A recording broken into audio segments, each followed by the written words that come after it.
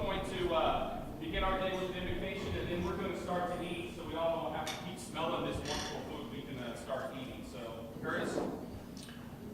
Thanks, John. Oh, man, we're on. We are live. So, forget that plan. We'll go ahead and do what we were going to do. So I want to say, first of all, thank you for all of you for being here and helping us to make this day the special day that it is. Several people we'd like to thank this morning as we get started. And I'd like to, first of all, recognize our Hall of Fame committee for those of us who are in attendance today.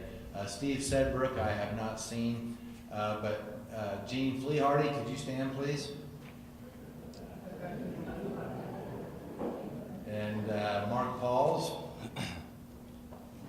voice of the Tigers, Gerard Welbrock. Bob Lowen is, I don't believe, with us this morning, nor is Todd Nelson. Ryan Prickett, Sports Information Director. And right here to my right is John Armstrong. Let's give them a hand for their work.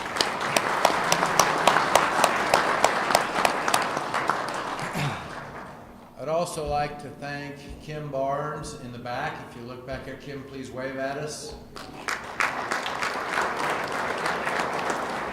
Kim and her staff at Chartwell's do an outstanding job at each of our events, but in particular this one each year, in helping to make it special as it is. I'd say every year when we get together for this, that this is my favorite day of the year, and I mean it every year. Each time we really enjoy this event. We spend a lot of time focusing on problems and issues in our lives, and it's nice once in a while to take an opportunity to celebrate and have this chance to recognize our past, some great athletes, contributors, and recognize them for what they've done for the university and all of us as a whole. So it's a great day to have the opportunity to do that, and we're really looking forward to this today. And you'll know why when we're all done. It's a very special event and something we look forward to each year. And this is certainly my favorite event. One of the things that makes it so special each year is the people behind the scenes, and I want to take a moment this morning to recognize Stephanie Deckant. Stephanie, if you'll just stand here with me a second. I don't have anything to give her or anything. No roses. Okay, no roses, no anything. But Stephanie's been, this is her 19th year in the Department of Athletics. This is her last year in the Department of Athletics. But she has organized and orchestrated this event for 19 years now. She has done a fantastic job of making this a special event that it is. The things that she does in reaching out and contacting the inductees, their presenters, the preparation that goes into making this the great day that it is, really is a tribute to her and all the efforts. She's taken this event very seriously over the years, and it's become her baby. And quite frankly, I don't even know if we're going to have it next year. But I wanted to publicly take this opportunity to say thank you to Stephanie for not only this event, but for all that she's done, certainly for me and our department and our university for 19 years. Thank you, Stephanie.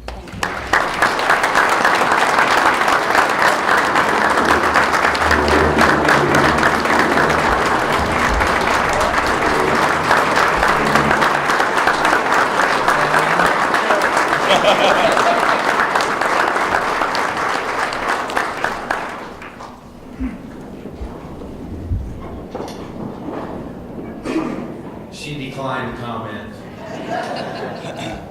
If I could, I'd like to ask you to join me in prayer, and then what we'll do is the head table will lead you to eat. If you'll just follow us from left to right here. Sorry about you guys on the right. But if this table here will follow behind us, we'll go right across like this and pick up over there. That means Don Biggle, you'll be last. This is the only time, but this please join me in prayer.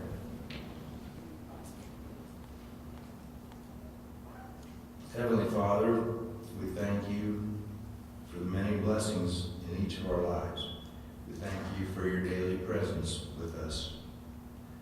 We ask you today to bless the food we're about to receive and bless the families of all those here in attendance with us today.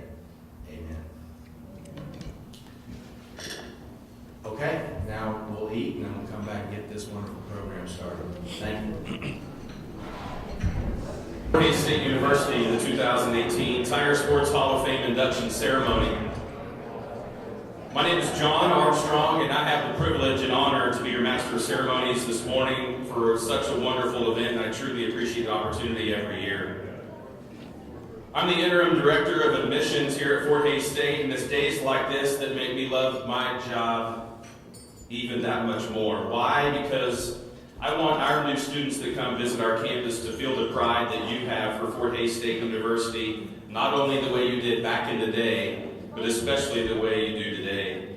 This truly is a special place. For those inductees, family, and friends, and I specifically want to talk about our little people that are out there, they're going to keep it light for us today, I promise you.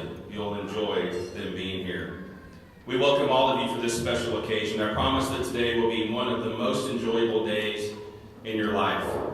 Today, our inductees are the stars. Today, you have every right to smile, to cry, and to yell. Today, it's about you and how much Fort Hays State cares about each and every one of you and your family members, and you will always be a part of our Tiger family. I'd like to repeat some words of a man that is an ultimate class act, a wonderful man by the name of Mr. Bob Lowen. He chose his words so diligently when given a brief history of the Tiger Sports Hall of Fame. About 30 years ago, a group of people, including administrators, athletic personnel, and others, got together and brought to fruition a dream. A dream that many former coaches, athletes, and concerned citizens had for quite some time. That dream was the appropriate recognition for deeds well earned by our Tiger athletes, coaches, and for various forms of support from people known as contributors to the athletic program. As you can imagine, the first class of inductees was very difficult to arrive at, and even now, the chore of selecting the newest members to the Hall of Fame is exceedingly difficult. But today, we are here to add former Tiger athletes and contributors to that prestigious list of what we call Tiger Sports Hall of Famers. Before we do that, I'd like to introduce those at our head table. On my left, to many of your right, is our president of Fort Hays State University, Dr. Tisa Mason, and her husband, Bill. Let's give them a nice hand.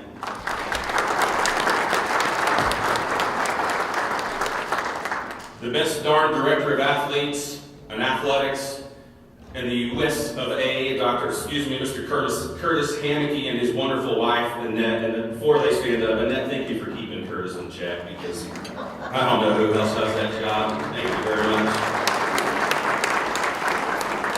And last but not least, my incredibly supportive wife, Lynette. Thank you for being here. You know, over the years, I've had the privilege of recruiting students for about 20 years, to be honest with you. In the last 12, not only athletes and students to our beautiful campus. And every single visit I cherish. Our goal is to make them feel the Tiger pride that we have in our hearts. I want them to know that we truly care about every single person that passes through our doors. I've witnessed our progression, our growth, and it makes me smile brighter and brighter every single day. I hope you take the opportunity to drive around and witness one of the most exciting times in the history of Fort Hays State University. And at this time, I'd like to invite our president, Dr. Tisa Mason, to officially welcome you to Tiger Nation. Tisa?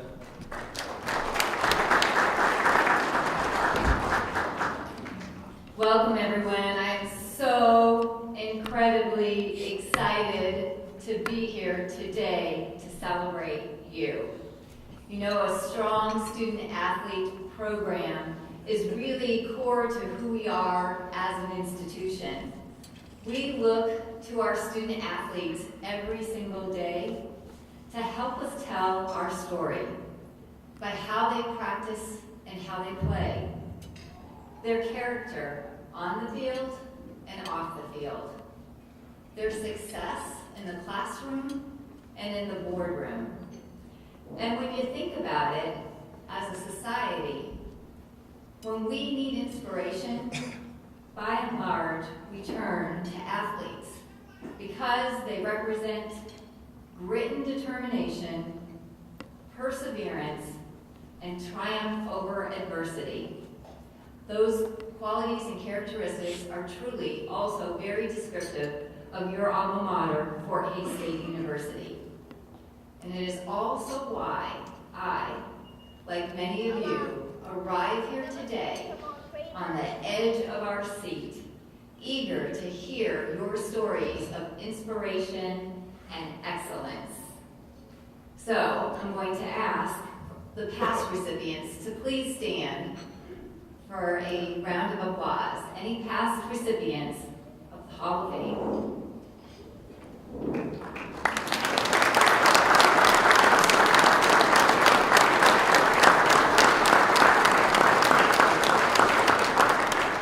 And this year's recipients, please stand so we can get a good eye of where you're sitting.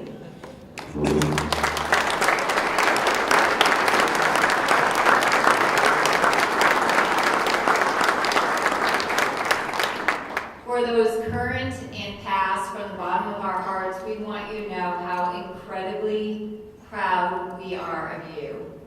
And finally, to the families, the friends, the mentors, and especially the coaches, thank you for lifting them up every day. And I know that today, this celebration of who they are and what they have done is your celebration too. Thank you so much.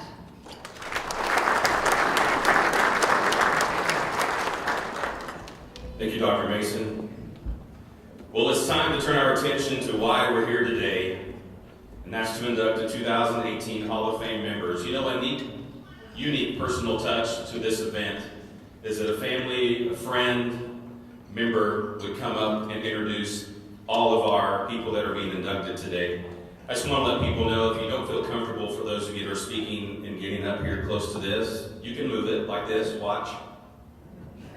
It doesn't make too much noise, or you can grab this and talk from here. I know some of you feel better about putting your hands in your pockets. If you start to wobble, I'll help you. To kick off this year's 2018 Tiger Sports Hall of Fame, I'd like to invite our athletic director, Curtis Hammocky, with our first inductee.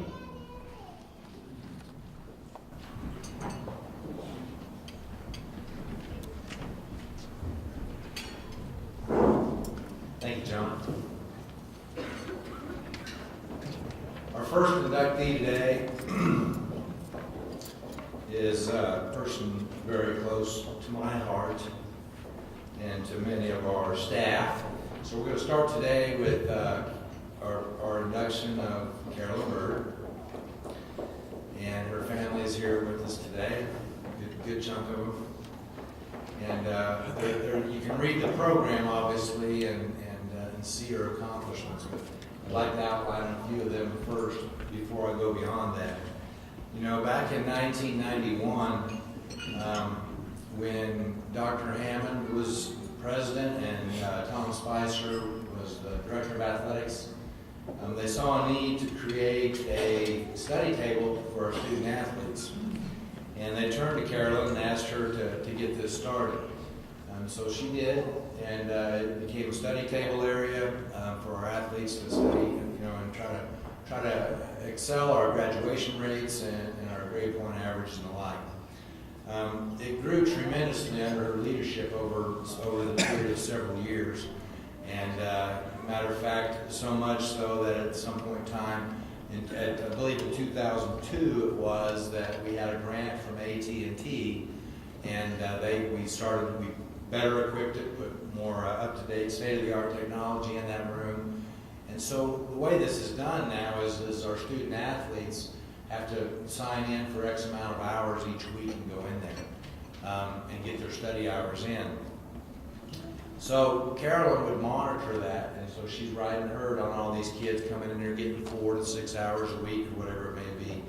Consequently, in the process of doing that, she developed a lot of relationships. And I think when you talk to former student athletes here during that time period, you don't have any trouble finding people who talk about very fondly about Carolyn Bird and what she did for them. Now, it may have been finding a tutor for them if need be. It might have been telling them where they can get their hair cut. It could have been any number of things, but she was so affectionate and passionate about her relationship with those kids that goes so far beyond what's written in the paragraph of the program. And I think that's what the point I really want to emphasize today is, yes, we can read that. I can look down the line here. So initially, maybe it was more of a study table. And we grew the equipment over the years. Then she became the academic coordinator, monitoring their eligibility, verifying transcripts coming in, working with the registrar's office and Lucy Williams, each time having to make sure each person coming to campus was going to be eligible. Once they got here, then making sure they stayed that way and trying to do everything she could along the way to help them in that process. In 2002, as I mentioned, that became called the AT&T Technology and Learning Center. That room is still there today. As of today, we still look for the opportunity in the future here to expand that place. It's overcrowded. We have more and more student athletes coming over to our conference room each day to accomplish their study time. So we're looking for the opportunity down the road to expand that room and make it even bigger than it is. But what it's called today is the Bird Technology and Learning Center. Graciously, when we worked with AT&T about that in 2014, actually in February of 15 it was, AT&T agreed to allow us to make that name change. And they were very gracious about that because at the same time they were providing us with some money, some contributions to, again, update our technology, but switch the name. They were aware of Carolyn's presence and what she meant to that program and the growth of it. So they very willingly said, let's change the name. Let's change it to the Bird Technology and Learning Center, which we did in the spring of 15.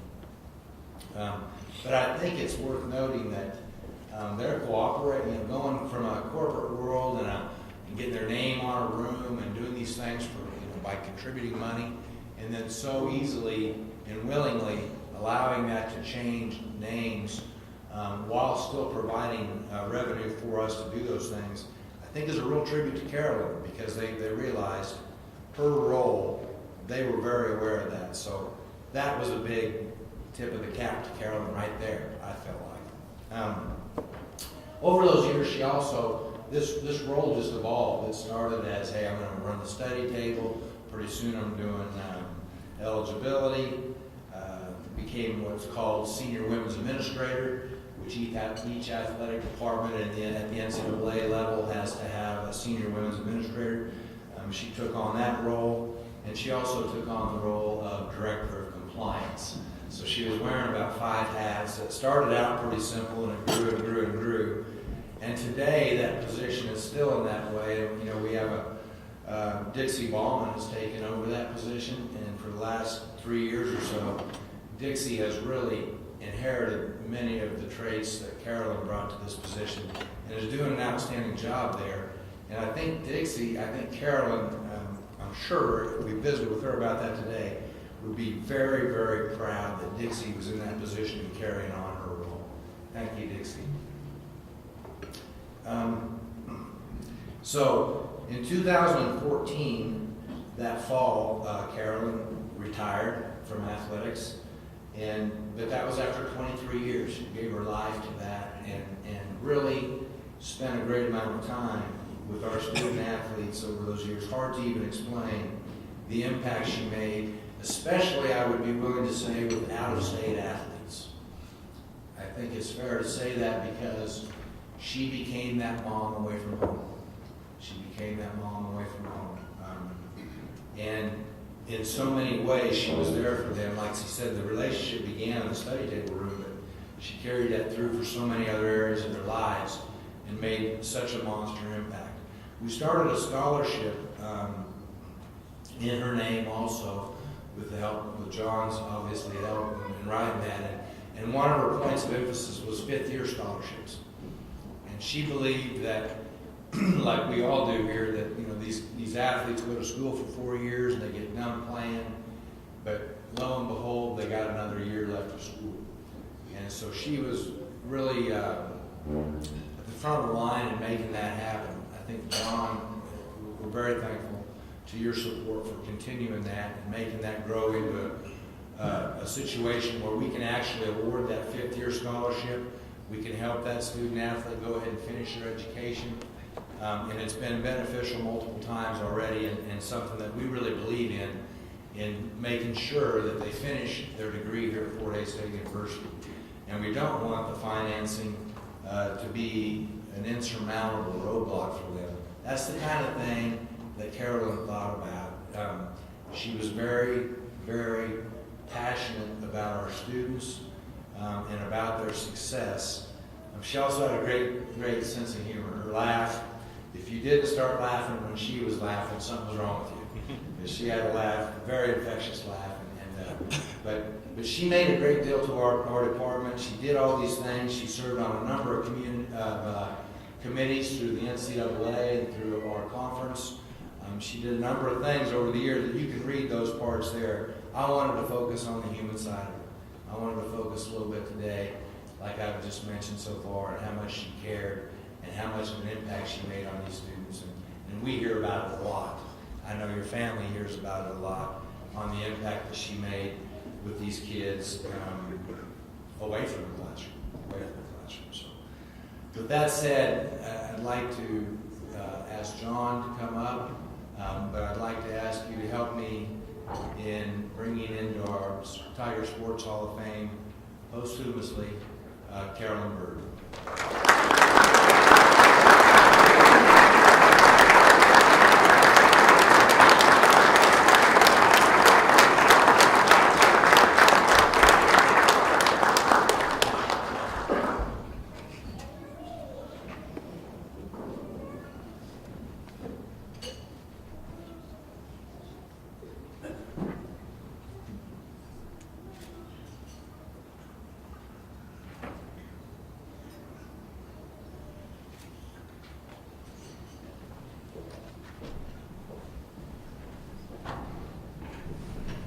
Curtis is a tough act to follow, so I won't try to do much, but to thank all of my family and friends, Carolyn's family and friends, who could make it here today.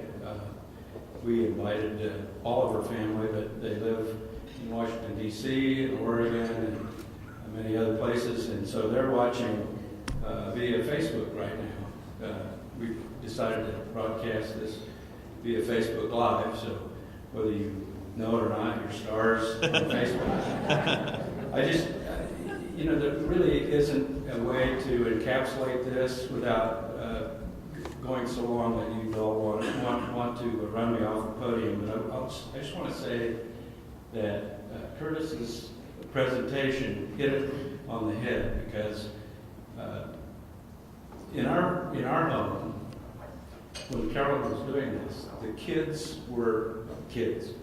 These athletes who she was helping were not a commodity. She was wanting them to succeed in life, and I think she really had a lot of success in that. I know that she'd come home and tell me about they were headed off to a national tournament one time, and she said, "I've got to go back to school." She had a whole bunch of stuff gathered up, and I said, "What are you doing?" And she says, "Well, I've got to teach these kids how to go to a banquet, and which fork to use, and which cup to use." And she said a lot of these kids came out of the inner city and they've not had that opportunity. So they practiced, and they practiced, and by the time they got to the national tournament, and they were undefeated that year, they did Fort Hays proud on the court and at the dinner table. And that's just the way Carolyn was. And so we're real proud now that we have the Carolyn Bird Scholarship.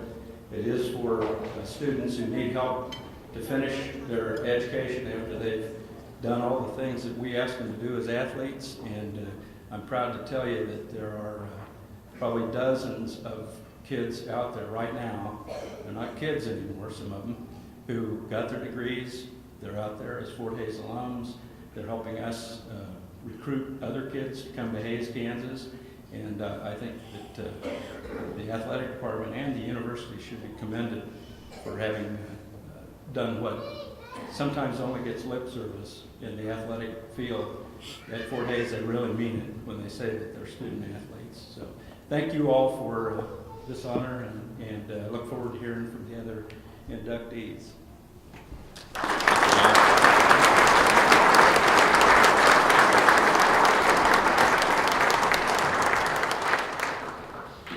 I don't know that any more words could be added to the people that are joining the Bird family on Facebook. You know what I loved about Carolyn? She didn't mess around. She told it like it was, whether you liked it, loved it, bled it or not. She helped so many people and positively impact the world. So Carolyn, congratulations and welcome to the Tiger Sports Hall of Fame. Our next inductee, Mr. Weston Harding. A native of Salina, Kansas, Weston was a 3-time All-American performer and 4-time national qualifier for Tiger Wrestling, compiling a career of 130 wins, 40 losses, 4 times. At a scrapping 134 pounds, he finished 6th nationally as a sophomore, national runner-up as a junior, and 5th as a senior. Harding won at least 25 matches each year with a senior record of 43-7, his single-season best. He's now one of the top high school coaches in the state of Oklahoma, guiding Collinsville High School to 7 5A state championships over the last 8 years. Harding has been named the Tulsa World All-Metro Coach of the Year 7 times. Presenting Weston with his Tiger Sports Hall of Fame is Coach Wayne Peterson. Coach, you want to come up?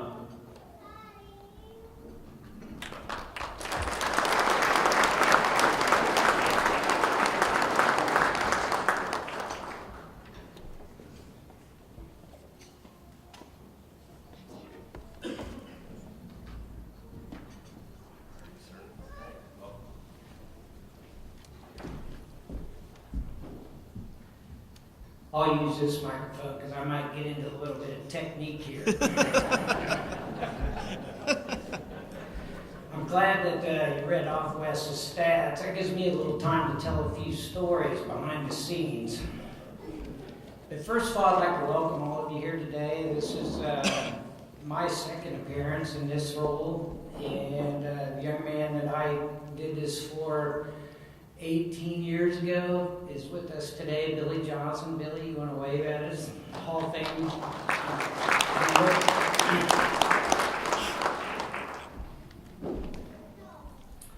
And also, real briefly, I knew Carolyn. She started about the last 2 years of my tenure here at Fort Hays State, and I believe Curtis mentioned she ran the herd or whatever. I would say more like she cracked the whip. And she did a great job. If any of you know or have any experience with dealing with young men and women, teenagers going into their 20s, and making them sit down at a study table, yeah, you need to carry your whip most of the time, you know. And then the other thing I'd like to mention briefly is I was a student athlete here and coach, which lasted about 14 years. My first year here at Fort Hays State was 40 years ago this year. And our team that year took 6th in the nation. And so I, would like to recognize that team. I went to our coach's funeral 2 years ago, Barry Allen, and so some of us got together for that, and that was a pretty neat deal. But once I got to looking at the history and the years, I thought, golly, that was 40 years ago. Wow, So with that, I'm going to start off with a little bit of history of my relationship with Wes and his family. And it's said that he wrestled here from 88 to 91. Our relationship actually started back, I met Gary, his father, and Wes and his brothers had a little kid wrestling duel at Beloit, Kansas, my hometown, that my high school coach had asked me to be a referee for in 1975. And Wes was just a little tight then, and boy was he fun to watch. Along with his dad, Gary, he's pretty fun to watch too. He was his coach all the way through kids and high school. And so then we reacquainted in 1984. We had started a summer junior Olympic training camp for the Junior Olympic National Tournament. And we brought, these kids came in for a week, and we do an intensive camp with them and get ready for the biggest tournament in the world. That's what it was. And anyway, so I reacquainted with him there. And Gary, his dad, during the course of the week, you know, knowing that I was Fort Hays coach, you know, he's like, and he's, by the way, a former Fort Hays student athlete himself who was the first national qualifier, freshman national qualifier for Fort Hays State back in 1961, I believe. Anyway, he got up there. Pete, how you doing? Yeah, how's things going out there? All right. And he said, hey, have you ever rode in buffaloes out there in that buffalo pen? And that kind of, I was like, no, not really. So anyway, we get through. We spent a lot of time together in the summers when Wes was in high school, and particularly in that training camp. And I believe it was Wes's senior year. We had a good friend of mine who was the offensive coordinator for the football team. His name was Mike DeBoer. And I think some of you might recognize that name, a guy that went on to be a big name for Michigan football. He's the offensive coordinator there at the University of Michigan and did some other things. Last time I checked, he's a consultant with the Chicago Bears and that, you know, and that kind of thing. But anyway, he went down to Southeast Sling High School where Gary was coaching. I believe Wes was a senior, but he was looking at another guy that was a bigger guy for football. And so he's going down there to talk to him on a recruiting day. He came back, and he came in my office, which was right across the hall from him, and he goes, "Man, Pete, do you know that coach down there at Southeast Swing?" "Yeah, I know Gary." He goes, "Man, you ought to see these practices he runs. He's yelling at these guys. He gets them down on the mat. He holds them down. He's sweating like crazy. And he lets the sweat drip in their ear and stuff like that just to torment them. This guy is intent." I said, "Yeah, well, you got to come to one of our practices." So anyway, Wes finished up his high school career in 1987 and was a 3-time state champ and a runner-up in the state of Kansas. And we were fortunate enough to land him here at Fort Hays State with some pretty good other team members. We had some really good guys, made that a good team. And his first year as a freshman, he had to change up his wrestling a little bit. He was going through a little bit of development there, now going up to the college level. And he qualified for nationals. He did place, but he was a force to reckon with.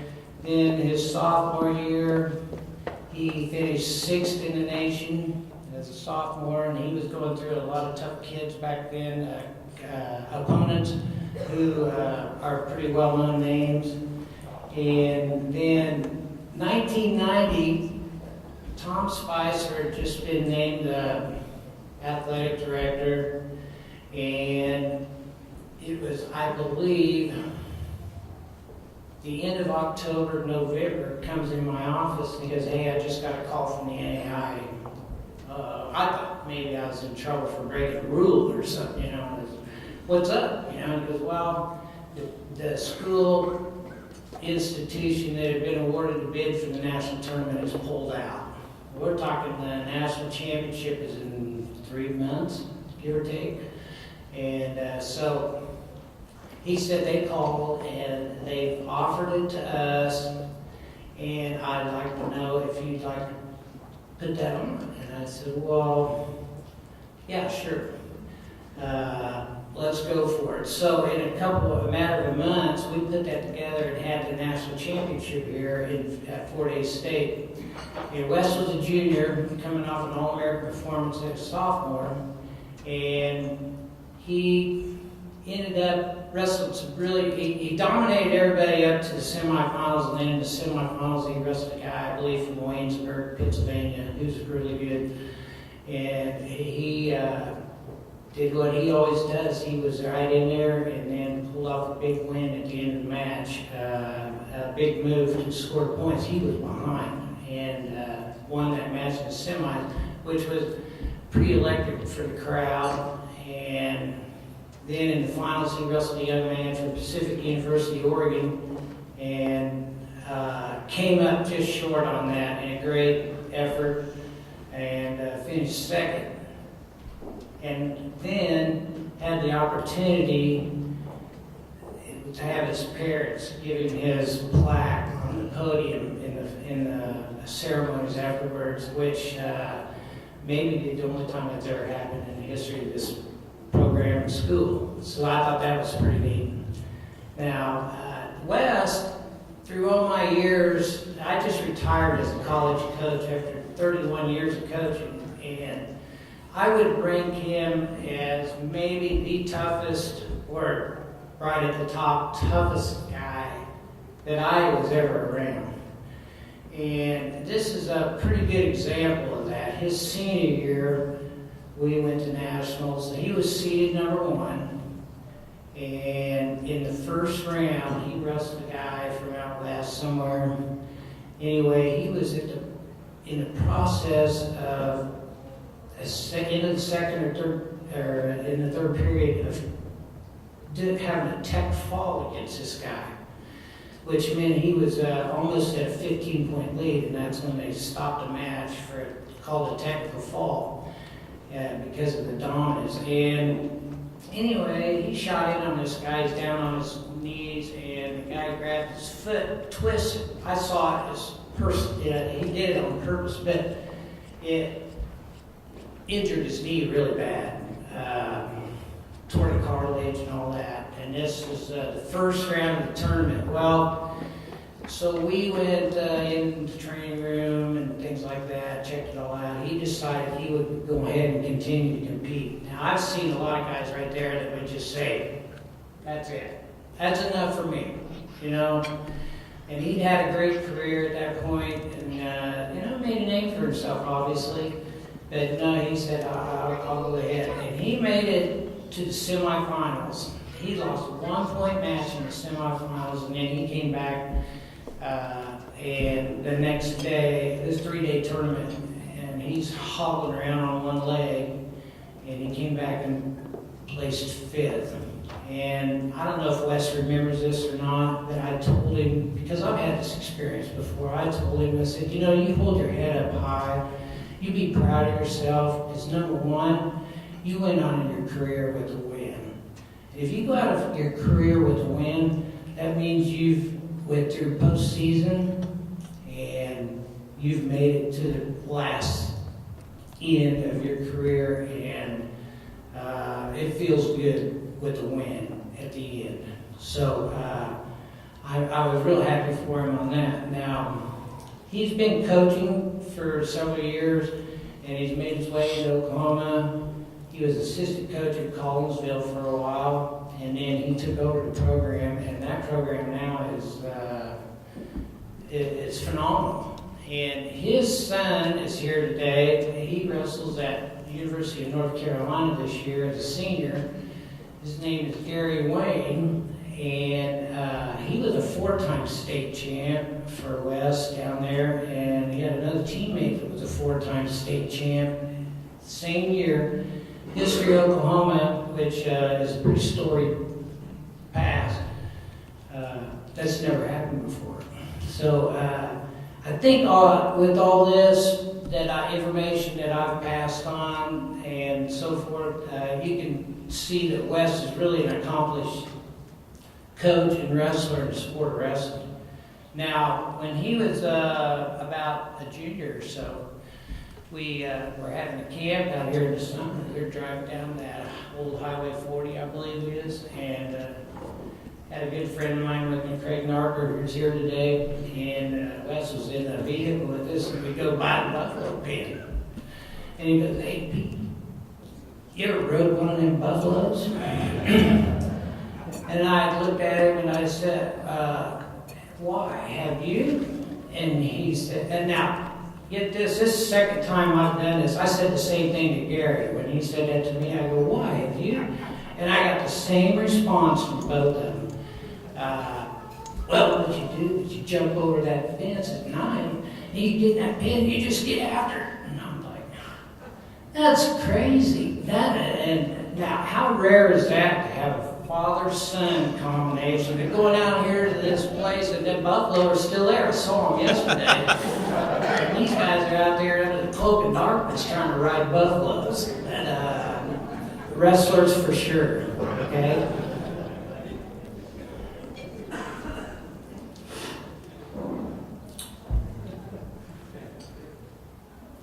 So I would say I spoke with Wes's oldest two children this morning in the workout room, and they both had, I asked them, I said, "Well, is there anything you'd like me to say about your dad or anything like that?" And here's some of the words that came up. He's passionate. You've probably heard that word a lot today. He's a disciplinarian. Really? Your kids? Yeah, you're going to get discipline from West Hardy, I guarantee you that. Defiant, positive, and if you're going to do something, do it 100%. So if you're going to sweep the kitchen floor, sweep it right, okay? And then we all kind of agreed that when Wes came into the world, they broke the mold there. So at this time, it's my pleasure and honor to welcome Wes Harding into the Fort Hays State Athletic Hall of Fame. Congratulations, Wes.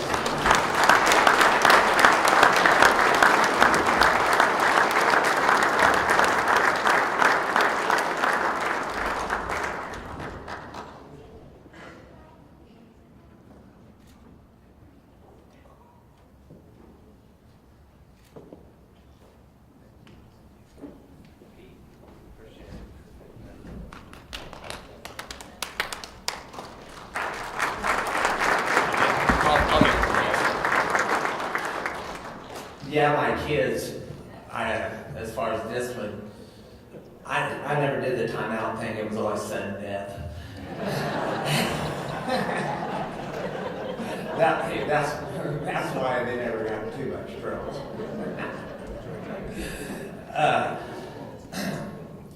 First of all, I'd like to thank everybody here. I want to thank Fort Hays State for this opportunity, and basically, if it wasn't for Fort Hays State, I wouldn't be here obviously today, but in the sport of wrestling, there's not too many, once you're senior or once you're done in college, your career is usually over. Now they have MMA, but I've been able to make a living through the sport of wrestling because well, I do teach, but I teach kindergarten and first grade PE. So by the time I get done with them, I'm ready to kill my wrestlers at wrestling practice.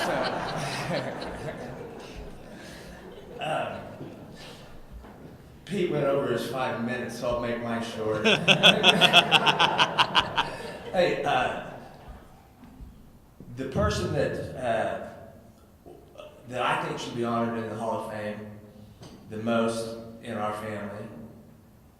My dad already is in the Hall of Fame, Kansas Coaching Hall of Fame here. He's got a picture here, but is my mom, Dee Harding. Would you stand up, Mom? She should be. Listen, she raised 4 boys and we all wrestled. Since we were 5, I say 4, but one of those was my dad. And we put her through a lot. I can't even. We put her through a lot. I want to thank my family for coming here. I've got, like I said, I did sudden death, so I have great kids. My oldest daughter, Jordan, she's a geophysicist for Chesapeake Oil in Oklahoma City. My son, Gary Wayne, he's a 2-time national qualifier in wrestling for North Carolina. And my daughter, Sophie, is a soccer player for Owasso High School in Oklahoma.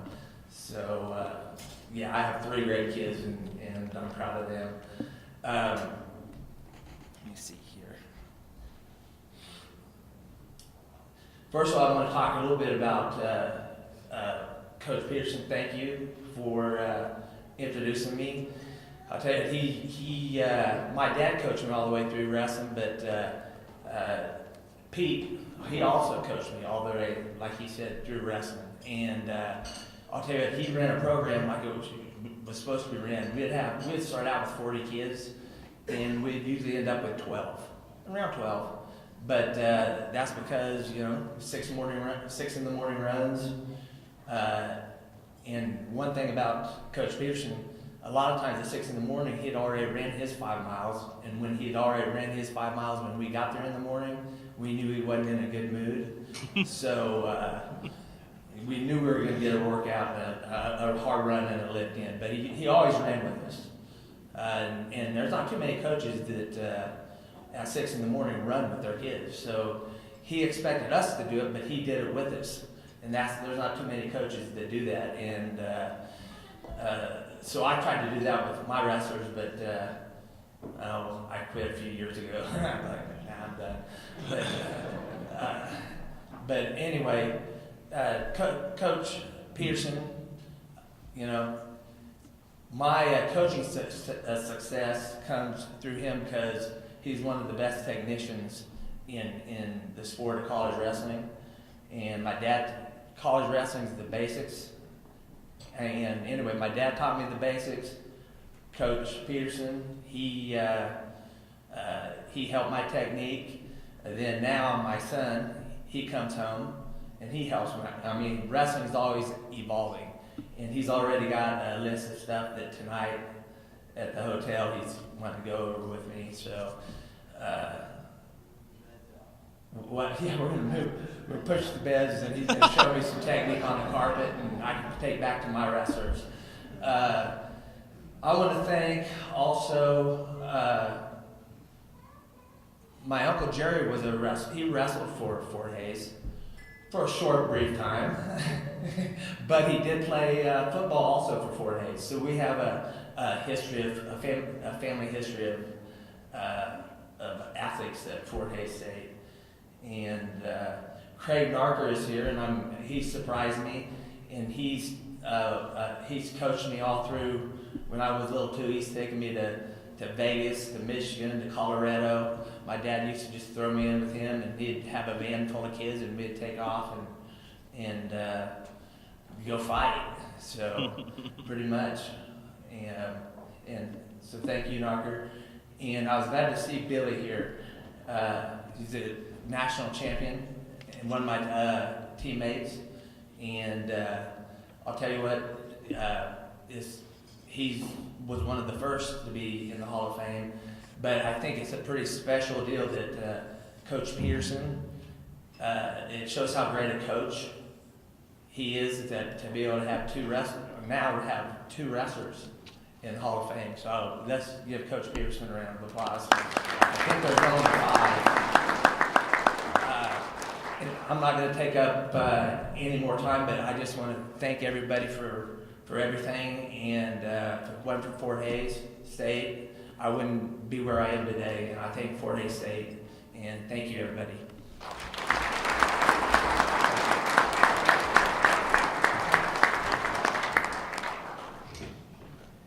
Congratulations, Weston Harding, and welcome to the Tiger Sports Hall of Fame. Our next inductee is a native of Longmont, Colorado. Mr. Dave Nels earned NAIA All-American honors in 1985 as a shortstop, setting the single-season record for stolen bases at Fort Hays with 52, a record that still stands today. So Weston, so Dave, we are going to, we got 90 feet right over here. Would you give us a little display of that speed? No? I need to walk her. All the American honors were not just based on the speed, as he led the team in a batting average with 387. For those of you that know anything about baseball, that's pretty darn good. And runs scored with 71. He stole 75 bases in 2 years at Fort Hays. They're still in his closets, by the way. 90.3% of the time, he was safe when he stole a base. That's unbelievable. Nels was a two-time all-conference and all-district performer, a member of Fort Hays State's only 2 teams to win more than 40 games in the season during the program's NAIA history. Presenting Dave Nels with his Tiger Sports Hall of Fame is his son, Brock Nels. Brock, you want to come up, please?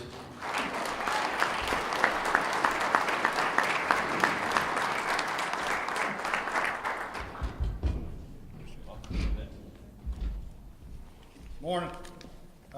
First off, I want to apologize. You guys can tell from our table, there's never a dull moment in the Nels family. To be honest, when Dad asked me, I didn't think I'd be nervous. I didn't think it'd be that big a deal. I just figured I could have a couple drinks and just kind of wing it. Dad then told me it was at 10 a.m. Then I started to get nervous because I didn't want to be the only one drinking at 10. I then remembered we're in Hays, America, and everybody drinks at 10 a.m. And Fort Hays and our family, man, there's a lot of history. There's a lot of memories with it. I know there's a lot of family members that are graduates of Fort Hays, Tigers for life. Go Hornets, though. No offense. I remember tailgate, all the tailgates at the football games. I know most of you have probably met Lon Pishney, but all of you have heard Lon Pishney at football games. So a lot of memories there. Watching basketball games at Gross, seeing really good teams. I think the memories we remember most about Gross Memorial, though, was running the stairs and running laps. And I think Dad just wanted us to do that because we saw his All-American picture on the wall every time we went around. So it was a lot of fun. I remember watching baseball games, watching the Fort Hays team dogpile after they beat Chico State twice to go to the World Series. Those are memories that I remember a lot about this university. I think the most important thing is this is where Mom and Dad met. This is where our family started. This university means so much to those two and so much to our family. And I know my dad is extremely proud and grateful for today. Talked about a little bit about his stats, talked about his speed. I want to thank my mom again for our side of the speed, not getting any from Dad. So we have been known as waddlers, and Dad's the only one that's not a waddler when we run. I think the one thing he's most proud of is the team wins. In his 2 years at Fort Hays, they won 92 games. And that's the most in Tiger baseball history in a 2-year span. Dad was a winner. He was, and he made an impact, not only as a baseball player, but as a son, as a teammate, as a brother, as a dad, as a husband. He's very important to a lot of people, and he's done a lot of things to earn this accomplishment. This is very well deserved, and we are all very, very proud of you. With that being said, I will introduce you to the second best shortstop in the Nels family, Dave Nels.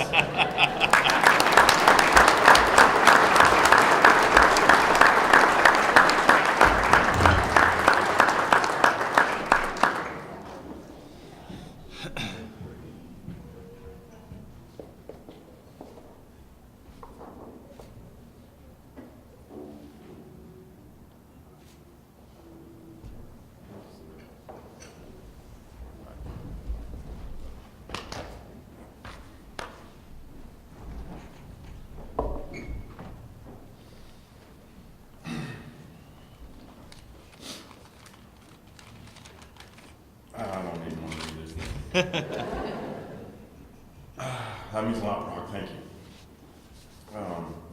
This is what made me.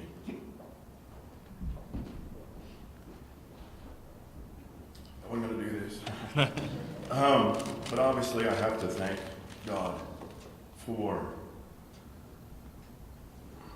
blessing me with the work ethic, not necessarily the talent, but the work ethic to strive at what I was doing, whether it was playing basketball or baseball or friendships or relationships, whatever.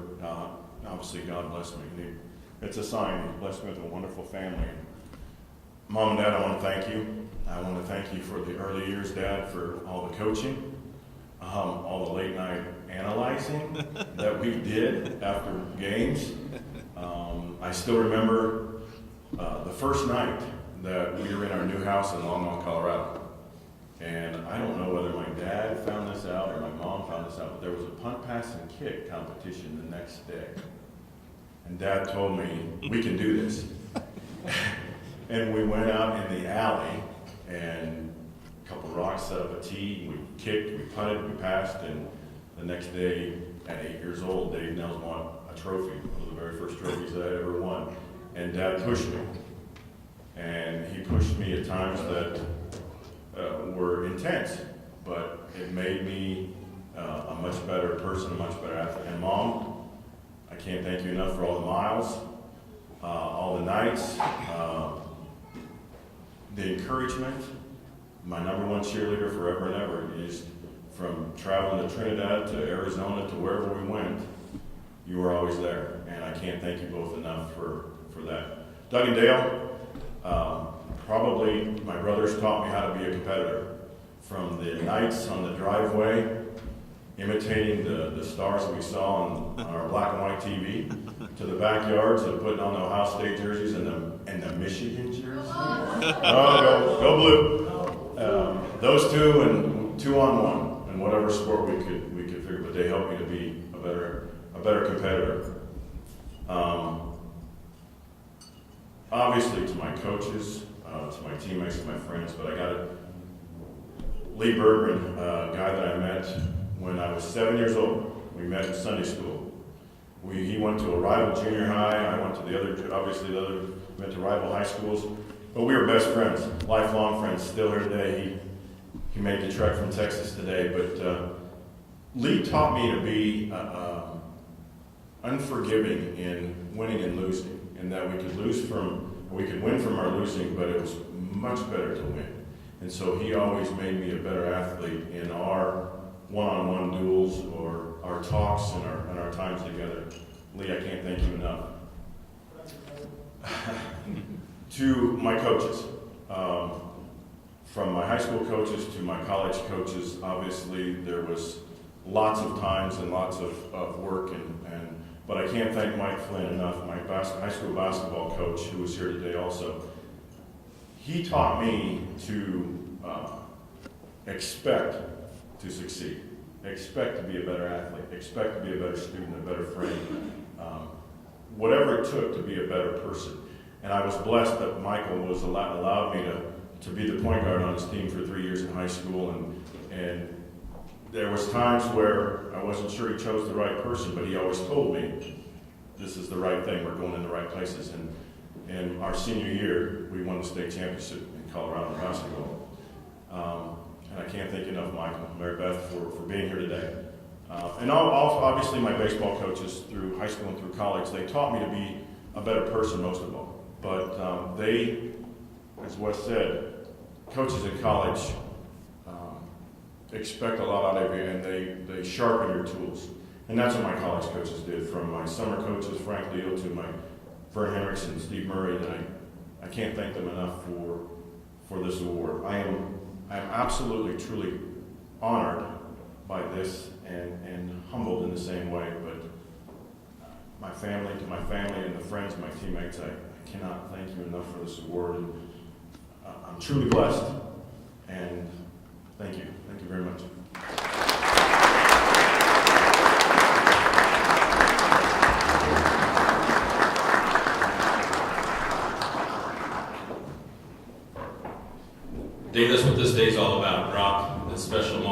appreciate you guys sharing that. Dave Nels, welcome to the Tiger Sports Hall of Fame.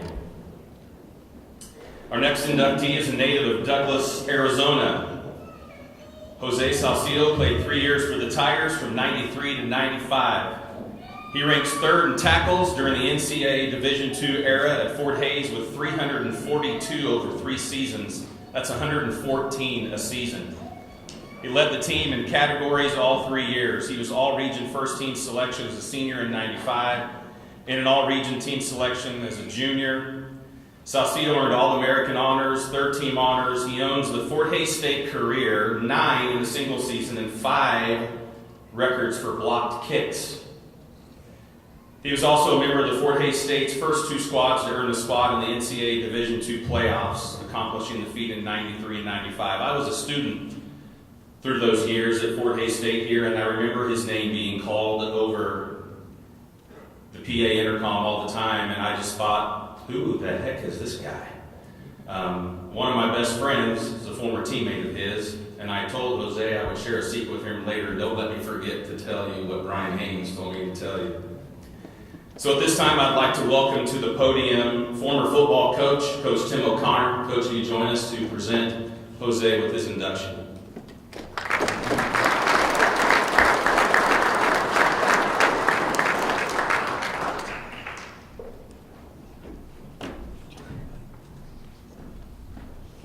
Well, everybody who probably attended games from 92 on probably knows I don't need this microphone here, so I'll try to get it in position. I'll try to keep my voice down. I've been known to be a little passionate. Don't worry, the font is big and it'll go quick. So, good morning, and what an honor it is to present Jose. I was going to try to remain calm. When you called, I was so touched that you asked me to present you to the Hall of Fame. So, a little emotional. It's okay. It's been a long time.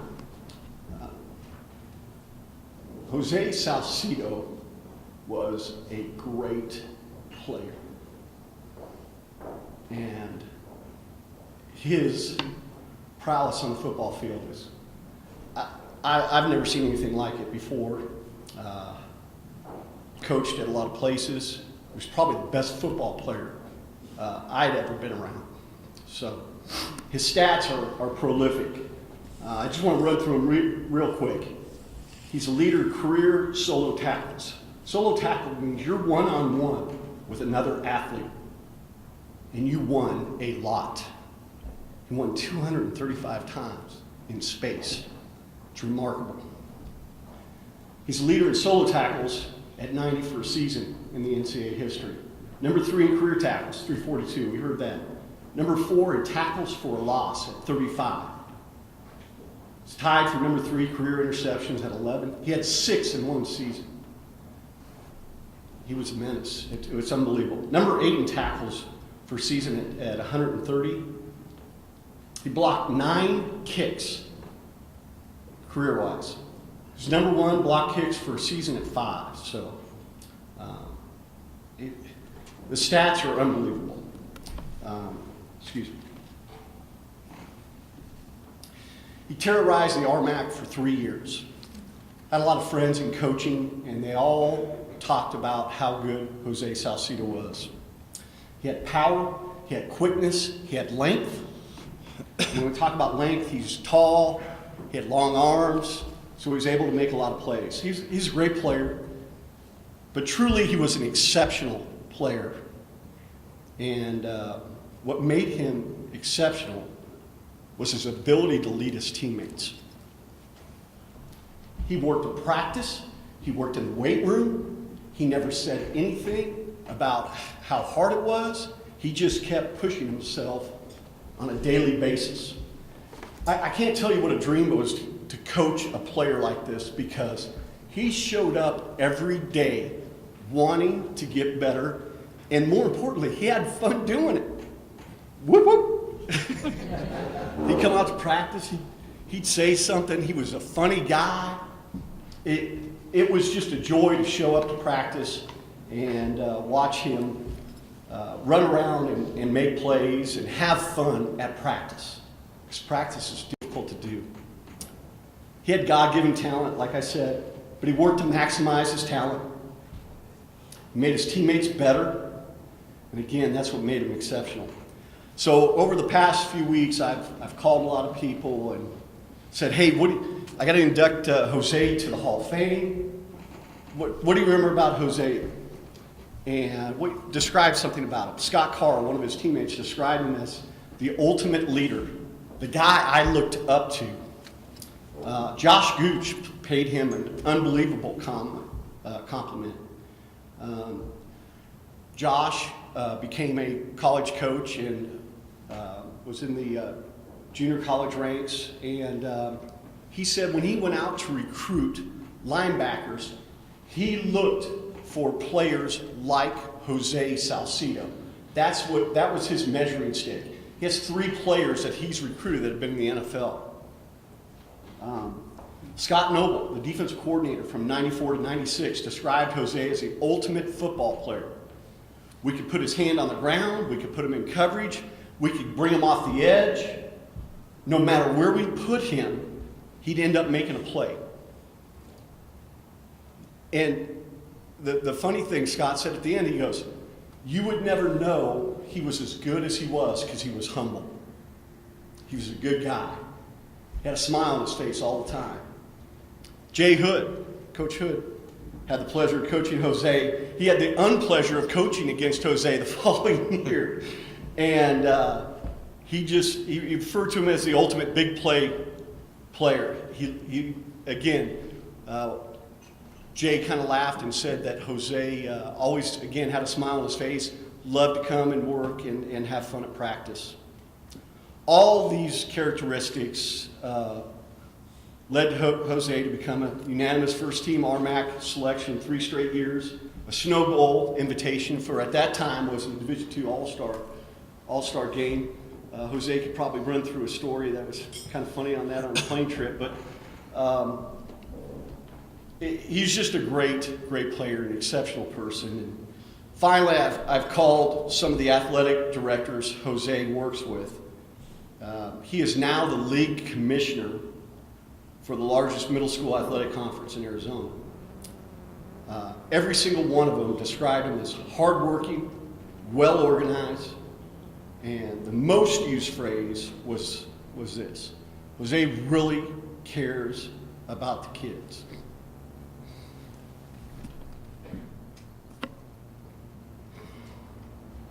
That's Jose Salcido.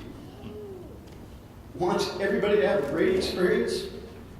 And once again, Jose inspires others to achieve. That's what makes an exceptional player. Please put your hands together for Jose Salcido.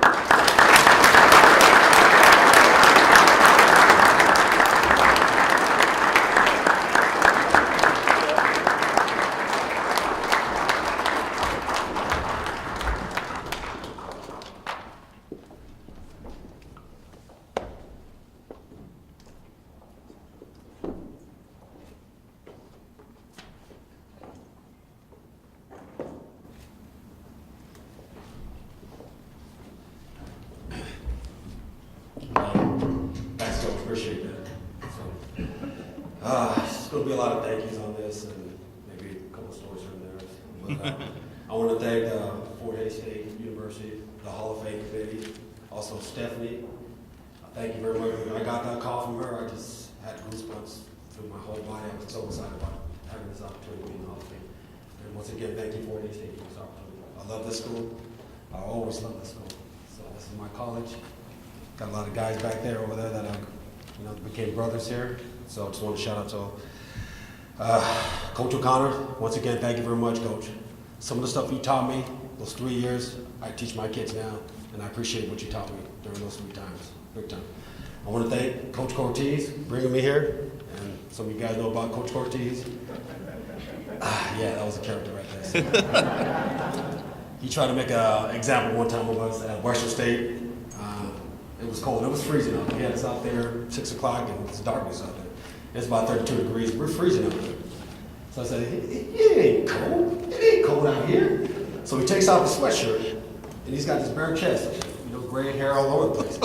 He's like, this ain't cold, this ain't nothing. So he starts running, and dives headfirst in the snow. And everybody's like looking like, Coach, what is he doing? And he's in there doing snow angels in the snow here, trying to prove a point that it's not cold. So everybody's like, it's cold out here. So he gets up, he's like, yeah, you're right, it is cold out here. It's cold out here. We did play, we came to that game, we tied up, and since we tied that game, we ended up going to playoffs that year. So I also want to thank Coach number 2, Coach Hood. I want to thank some of the guys in front that really helped me exceed in this sport. Like guys like Kirk Stoneberg, Jason Flax, Ruder, Jeremy Hawk, who's also a Hall of Famer, Darren Organ, Aaron Mata, Steve Porter. Those guys that really helped me make plays. Because those guys used to be up there and just take those lines, and I was just running around making plays. And I want to thank those guys in front too also. I want to thank my guys over here, my brothers, college brothers, Myron, Burke Stresser, Butch, Tony, okay, for coming out. Thank you very much. And also, John, just to let you know the Con Pals over there, just leaving you here for next year. Con Pal, wide receiver. We're on it. Track field. Also, I want to thank my aunt and my uncle. They were my inspiration growing up. My aunt's basically the backbone of our family. My uncle, who's my father figure, I want to thank you two so much. I love you guys so much for doing everything, especially going to snowball. I didn't have a suit, no suit at all, and they were there to help me buy a suit for me. So I want to thank you. I love you guys so much. Thank you for being there. I want to also thank my mom. She couldn't be here today. She's got a little complication going on, but I want to thank her very much. I love her very much for being there all this time. And also my aunt and my grandma who passed away, who were like just like a mother to me too also. So I want to thank them. I also want to thank my family here. Joseph, I love you, buddy. My daughter, Carla, I love you too, sweetheart. And my little man, Aiden, love you, buddy. And also my better half right there, Brenda. Love you, baby. Thank you for being there and taking care of business for us. Okay. Last but not least, I also want to pay my due respects to the Carolyn Burke family. Thank you very much for lending her to us. I'm a product for her, so she was there for a lot of us. And she taught us a lot. She taught us to be adults, young adults. And I'm very grateful. When I heard her passing, I'm not a tearful guy, I'm not an emotional guy. When I heard her pass away, I actually had tears in my eyes, and I can remember what she did for me, especially when my grandpa died and I went to go talk to her. She was just an exceptional lady, and I appreciate you all having her and letting us to her, so thank you very much. Okay, and that's pretty much it. Thank you so much once again. Thank you.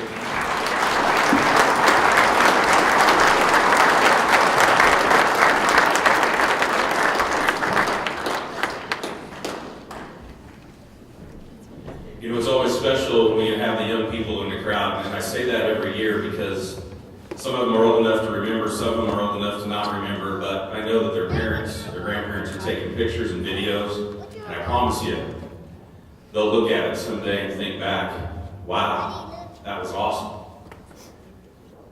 Congratulations, Jose, and welcome to the Tiger Sports Hall of Fame.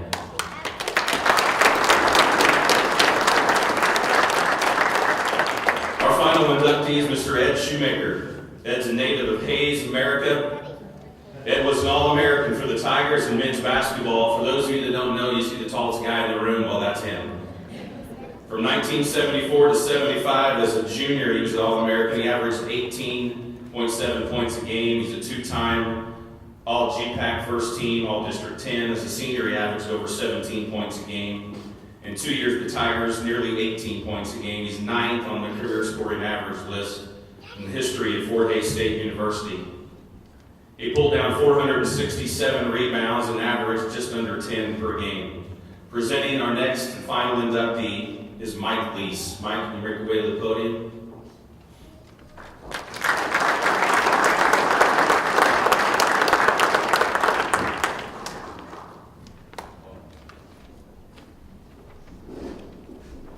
There's bad news and there's good news. The bad news is you've all been sitting here long enough, you really don't want to listen to good news is I don't have notes, and I'm old enough, my memory's not real good. I'll try and keep it short. I'm going to try and not get emotional at all, and I'm doing that by thinking of those shorts back on the table. Sorry. I had the good fortune to be a part of a coaching staff for Ed's last 2 years in high school. And if I remember correctly, I think we were 35-5 those 2 years. Ed went to Western Kentucky and then transferred back to Fort Hays. So I went from being a coach to him playing on a town team with a bunch of coaches and being a teammate. Then I got to watch him for 2 years at Fort Hays. Ed was an anomaly. He was a big man with an outside shot. Nothing new today. We see that all the time. But when he played, there was no three-point line. His total scoring average would be significantly higher had there been a three-point line. When he played, the emphasis was get the ball inside and score. Why take a chance from 20 feet if you can score from 2? And so the emphasis was feed inside, feed inside, feed inside. When I was asked to do this, I talked to some of the former teammates, and I'll wrap this up very briefly. One of them said to me, he was a tremendous athlete and a great teammate. It's you.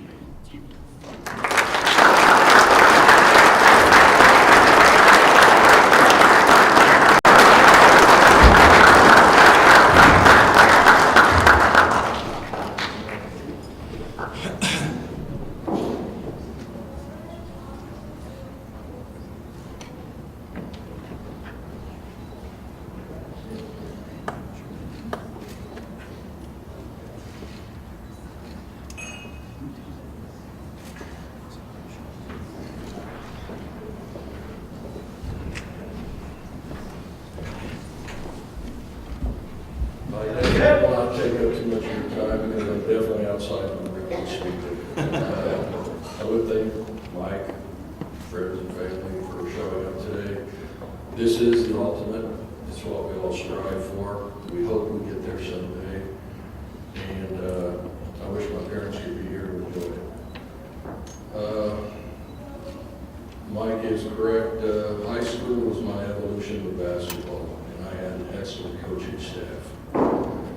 Don Sloan, our head coach, John Channel, G. Ryder. And then as far as the best group of kids I ever played with would have been my senior year. Junior year when I came in, I was an outsider, and I had to try to make my way in. And things evolved from there. But Mike Pauls, who was inducted into the Hall of Fame, was a sophomore at that time, and we accepted him. And we helped him to grow the game. Martin Snow, pound for pound, inch for inch, not a better ball player than I ever played with. Dave Royce and Ben Bray. We had a very excellent group of ball players, and actually there were no egos. And that's something we strive for. In the sport of basketball, you can only excel as far as your teammates. And if you don't have that, then you will not be successful. I'd like to thank the university and their staff for putting this on. It is truly a great honor to be here today, and I want to thank you for everything. Thank you very much.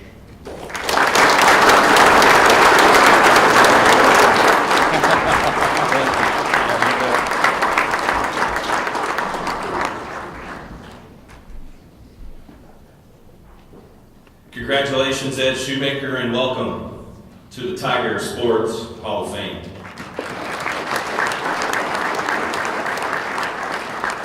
In closing, ladies and gentlemen, I just want to say I thank every one of your family and friends for those of you that come support our inductees today. Curtis Hammockey's going to join us here in our closing for a few comments to give you all a little bit of instruction about the remainder of your day. But if you take one thing away with you as we leave today, drive around this place. Drive around, walk around, see what you see, feel what you feel, take it home with you, and remember it forever, because this place is a very, very special place inside and out, and I hope you enjoy your day.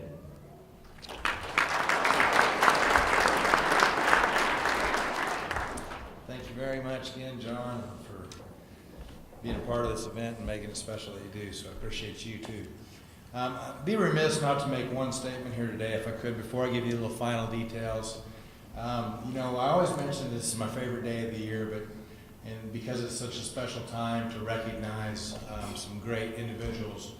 But I think, when I think about it, the one thing I regret every year after we have this event is, gosh, how could we do this? How could we possibly do this for more people without diluting the process, so to speak? And so I encourage each of you, I think we can, but we do it in our own little next to the world. And there's a lot of Hall of Famers in each of our worlds, and they're the people doing the stuff behind the scenes. They're not high profile, they're not visible, and they're never going to be in this position to receive such an award. But we all know them, and we're all going to go back to where we work, and we know who those little stars are. And maybe it's just a note to them, or maybe just telling them, I notice what you do, I realize what you're doing, I see these things you're doing, because that's what this really is saying, hey Dave, we remember you, we remember what you did. Jose, we remember what you did, we know. And that's what a Hall of Fame event is recognizing Bill Johnson, Don Bickle, whoever it is. We're recognizing people for extraordinary accomplishments, but I just wanted to bring that up as you leave today, that there's so many more that are never going to do that do so many amazing things like we talked about today, like Stephanie Deckett, who does this deal behind the scenes. She's a Hall of Famer. Okay? Anyway, take that with you as you go. You've all got some of those back in your own places, and we hope that we can bring them into our own little Hall of Fames as we go. Now, for the Hall of Famers, I want to say congratulations, first of all. This is a great day, and we're really, really proud of all of you. Mitch would like to have all of you, this is going to be hard to do. It's going to be hard to do, because when you stand up, everybody's going to grab you. So come over here, we'll get some pictures of the group, if you can, before we get scattered.